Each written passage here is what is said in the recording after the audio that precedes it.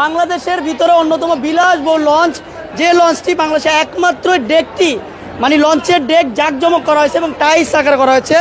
আপনারা দেখতে পাচ্ছেন এখানে ধারণা আছে প্রায় 1000-এর উপরে যাত্রী এখানে ডেকের ভিতরে আট করবে।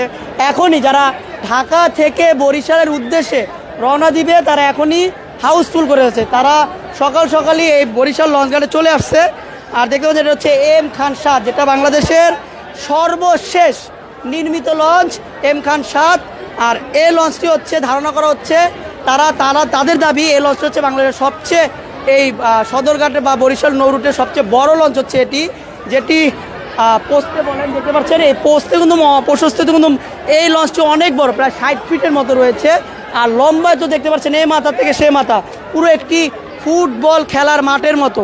আর এভাবে যারা ঢাকা থেকে বরিশাল যেতে চান তাদের ডেক ভাড়া গুনতে হবে হচ্ছে 400 টাকা করে, সরকারি নির্ধারিত ভাড়া হচ্ছে 404 টাকা। আর আপনারা যদি যেতে চান তাহলে আপনাদের ভাড়া গুনতে হবে জনপ্রতি এই ডেকে 400 টাকা করে।